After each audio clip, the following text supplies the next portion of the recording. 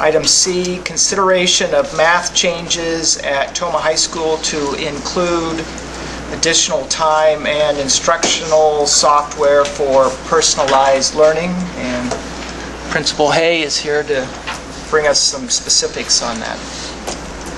Indeed. In the report that you have, the first 2 pages are almost identical to what you saw last month.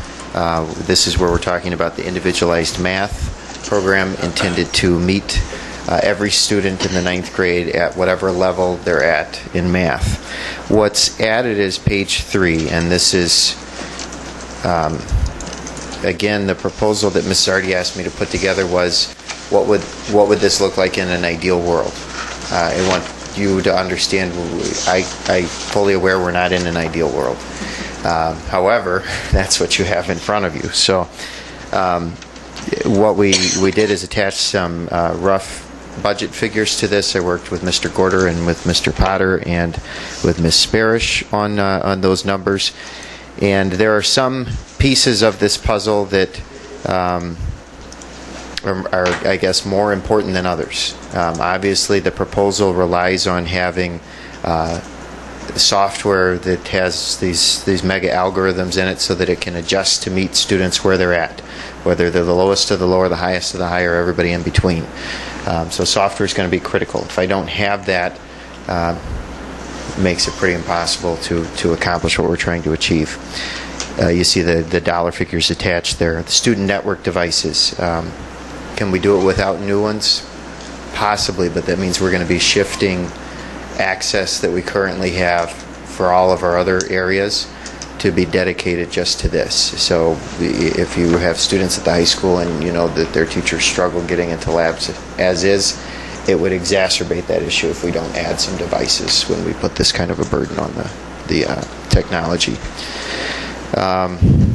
Staffing perspective, the most significant costs and the ongoing costs you see there, this would be requesting a full-time special education teacher, a full-time classroom aide.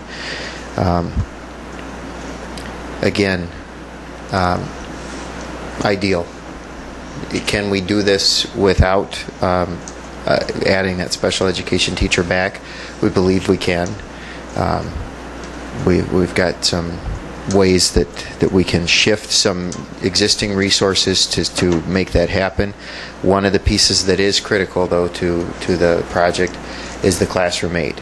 It's really difficult to do this knowing that in a learning lab each hour of the day you're talking 50 students thereabouts.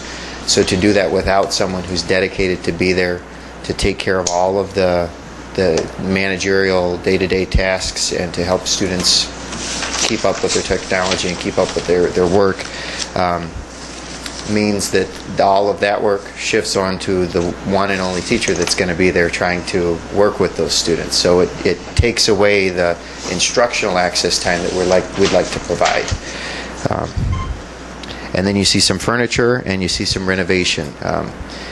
The space that we've looked at and that I know Mr. Gorder has spoken somewhat with the facilities committee is the old weight room. And to take that oversized space and create an oversized classroom where we can fit 50 students comfortably and where it's modular so that if we need to pull 5 students aside to reteach a concept in Algebra 1 or 25 students aside, we're able to do that on the fly to respond to kids each and every day where they're at in their learning. Beyond that, I guess I will answer any questions that you might have. I think if I can just jump in Sure. on the financial costs.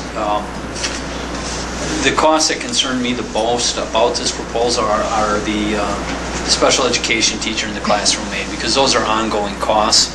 The budget, as you see, for the other things here, the one-time costs, over a budget cycle or 2 budget cycles, we typically can do what we need to do accomplish what we need to accomplish. I will say, though, and that's the problem when you just drop a number out there when we look at the renovation. We do have some significant HVAC issues that we have to resolve. Now, we'll work through them, so I don't even want to put a dollar cost to what those might be. But in the end, I think when we look at that space or that portion of the facility, the board facility works monthly on different projects. They're aware of kind of our priority list of what we would like to accomplish. So at some point in time, we're going to have to prioritize those things as we do every year, because we won't be able to do it all. So somewhere along the line, I think we're going to have to sit down and say, this is what we want to do. That's on a one-time basis. Maybe we can work this out over 2 budget cycles. You were presented the kind of an estimate tonight. We don't know where that's going, so it's premature to say we can or can't do this. But if we are on the $50 side of things, which if I was guessing, I would guess that's where we might end up, then you would have to make some decisions, as I always remind everybody, that something's got to give. And where that's going to give is really a recommendation of the administrative team to the board and the board looking at that. So, if you're wondering. And Cindy and Greg, I'm not sure, are we asking for any particular action tonight, or? I think we need approval to move forward because of scheduling. I mean, I know the high school guidance department, this is the time of year where they are getting registration materials ready and students are lining up their classes for next year. So I think we need the okay to move forward, and you've heard Mr. Hayes say that there are things that, there are some things that we can't do without. The software is going to be critical. Can I ask one question? Yes. We kind of dropped it. David wasn't aware of the HVAC concern, so I kind of snuck back there earlier, so this is kind of a real surprise to him. And Cindy was just made aware of this morning, and I was made aware of it this morning also. But now, having said that, I guess I would ask David, to make this decision maybe a little bit easier for the board. If you had to go in another location, do you have a secondary location that would? Yes. Where would that be? Would you like to explain that? No. Or would you rather not say? There is a plan that has been discussed as a good alternative, but I would rather not. I can if you need me to. No, I think you need to probably talk to your staff. Yeah. As long as there's a backup. There are people internally that I think need to know that before it becomes publicly disclosed. So there could be a backup plan. Yes. And HVAC units, is this with this room, with the weight room that you're talking about? Yes, the weight room. And The old we have weight to room. go the old weight Right. room. We have to go in there and take a look and see what we do or do not have for HVAC systems in there. Now, I believe there is something in there. I've been told, probably from better sources, that there is nothing in there, so we need to go back and look, and then we need to put dollar figures to that. I would hate to start putting numbers to that right now. Okay. So, Although I do know what a priority this is for Mrs. Zardi in the big scheme of things as far as student achievement. And I think that's the bottom line. I mean, we know from our student report cards that math is an issue at the high school. We have got to commit to doing something different to try to get some different results. And I don't think we have a year to wait. I think we need to move ahead. This is a bold plan, but it's been well thought out, I believe. And, that people are going to have to adjust to some of the changes that are needed because of it. But we've got to start doing some things differently to see if we can't get different achievement results on behalf of our students. They deserve the best math education. And again, I've said repeatedly, our teachers are working very hard. They're at capacity. We can't ask them to do even more. What we have to do is change the systems that are in place to get more. it's the Einstein's definition of insanity: doing the same thing over and over and expecting different results. That's the definition of insanity. And so what we're trying to say is, we're going to do something different. We're going to be fundamentally different. We're going to look at what's researched out there, what's best practice, what is next practice, as it's being called, and how do we move that forward. What's been, I guess, invigorating over the last couple of months as we've had this public dialogue about this specific proposal is to see the staff commitment turn into excitement. and to get some feedback from the community. And Pam shared a story with a parent that she spoke to, and I've heard from parents whose words were, "I wish they had that when I was in school." And especially for anybody who feels like they've struggled with math, to be able to get individualized instruction tailored to exactly where you're at, both from computer and the software, but also from a teacher, having an extra hour with your math teacher, with another math teacher, to be able to get the help that you need. I think it will make a difference. So for the proposal, if you want us to move forward on this, are you looking at this dollar amount then, or how do you?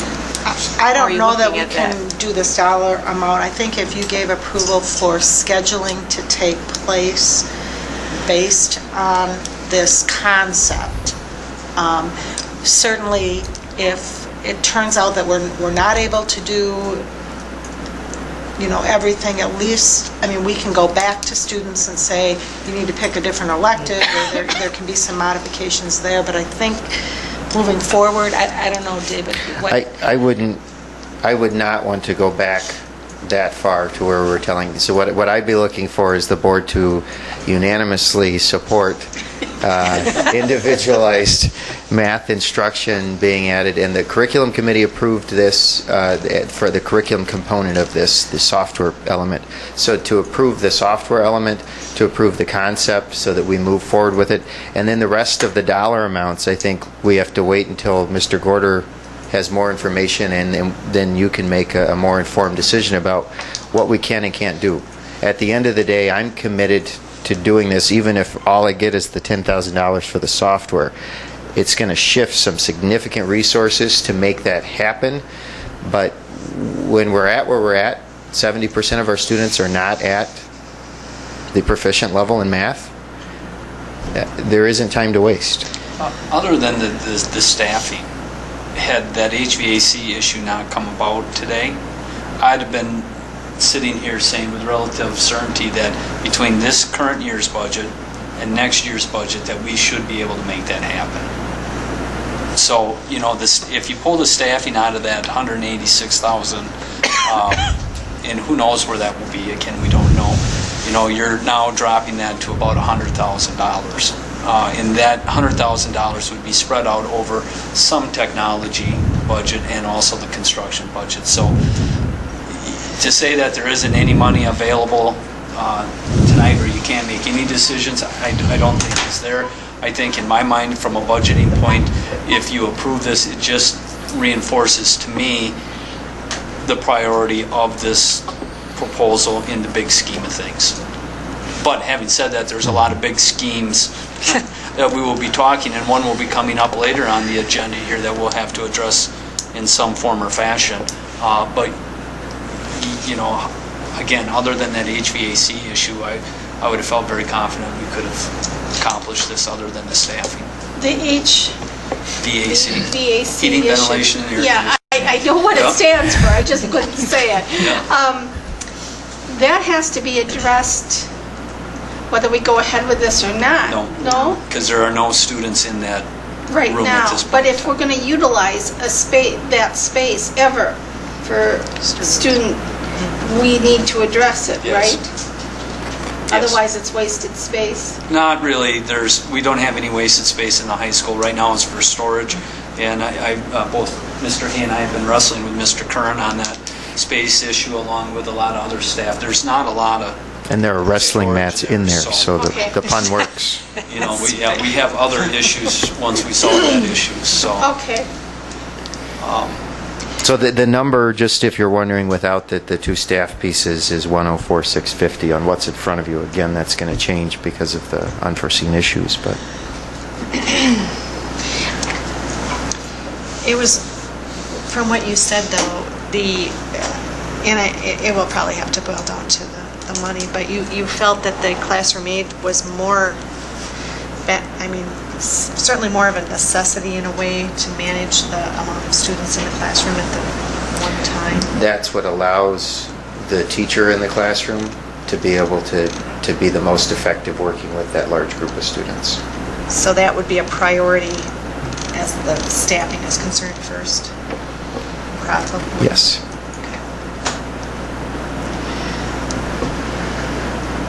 Well, it's a bold idea, and I really like it. It does have some concerns that go along with it. Obviously, the cost and the staffing. I personally, if we're going to do it, I would like to do it right. If we're going to go to the trouble of doing it, I'd hate to do it in a way that doesn't give us a good shot at I don't think success. you're in a position tonight to approve the dollars.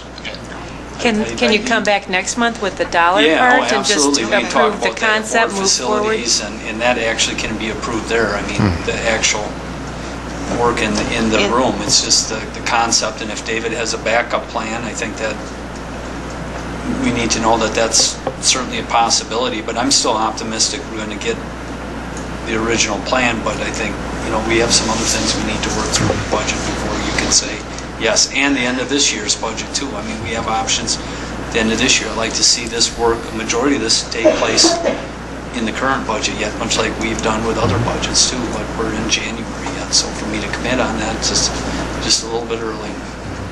But between now and next board meeting, we are registering all of our students for next year. That's, So we were talking about okaying the registering part of it and the software part of it. Even if you don't approve the dollars, I think approving that as the curriculum would be important, because the curriculum committee did that, but the full Yeah. board has not yet. I make that motion on those two. Second. And so, tell me exactly what is that motion? That the concept can go forward for signing up students for it, for the registration, which is going to occur between this board meeting and next board meeting, and for the software, which is the curriculum. Okay, so we have a motion and a second for the concept of Additional math instruction at a personalized, Individualized math. individualized. Originally, they called this the flip. The flipped classroom. Yeah. oh, no, this is a little Little bit bit different different from because that. it's an Yeah. extension of class time. what's that? Just read it as the... No. No. So proposal to go forward with the math changes at Toma High School to include additional time and instructional software for personalized learning. There you go. Is that Yep. adequate? Yes. And we have a second on that. Any other questions or comments? I did have a couple questions.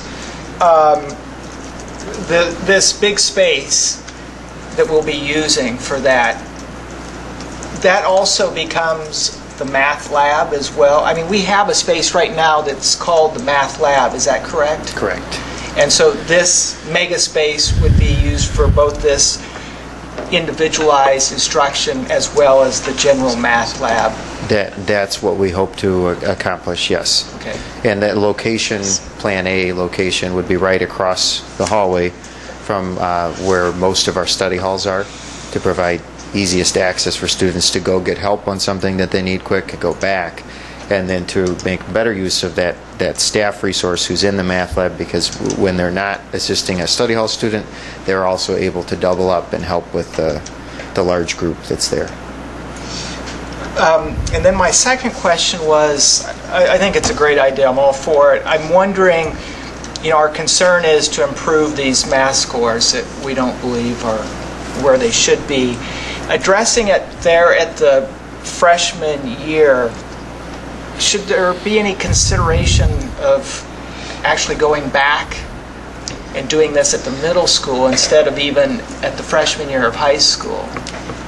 That discussion is already occurring, Mr. McMullen. The concern is with the new Common Core, there are a lot of changes that are taking place in the math curriculum at the middle school level. So we feel like we need to get that curriculum established and teachers comfortable with that, but Mr. Buss has already begun the discussion about how do we provide some additional time, and again, personalized learning at the middle school as well. So we've seen the adoption of math expressions at the elementary level, which is a more rigorous, and it's explanatory. Kids have to do a lot of explaining of how they came up with numbers, which will be helpful for their math skills and knowledge. The Common Core at the middle school, the addition of some of these things at the middle school in the upcoming years, but getting going with I would say first year resoundingly now. yes, and not just middle school, but at all levels. And I hope that some of the lessons that we learned from this we're able to apply at the other levels to say, here's where we got the highest leverage. And I think that will happen. As we discussed it at the high school, we talked about this, that kids don't magically start doing worse in math when they hit the high school. It's a long-term issue. It's a systems issue, as Mrs. Zardi would talk about it. It's not because we don't have great teachers and they're not trying their best and doing their best every single day, that we don't have great parents that support those kids. Our system is producing the results that we have, and our system needs to reevaluate how it is we transform to produce different results. So as our conversation spun around all of that, what it came down to is, regardless of what is or isn't going to happen right now at the other levels of the system, we still have an obligation to the ninth graders who walk through our doors next year to meet them where they're at and do everything we can to move them as far forward as we can. And that doesn't change. If something starts at the elementary schools now, it may make a profound difference, and we may not have the same need that we do. But right now, the freshmen who are going to walk through the doors next year have a significant need in math, and we have the obligation, in my mind, to do whatever we can to move that forward. In that individualized class as an elective, there will be some accountability or rigor. They will receive a grade, correct? Absolutely, yes. Yep. And the way the system is designed, there's pacing charts that help determine the amount of progress that students should have made. They actually earn points through that process, and points towards badges and other parts of a social media kind of incentive concept. But yes, that will directly determine their progress in whatever level they're enrolled at, will determine their grade. Okay, thank you. Anything else? So we have the motion and the second. All those in favor of the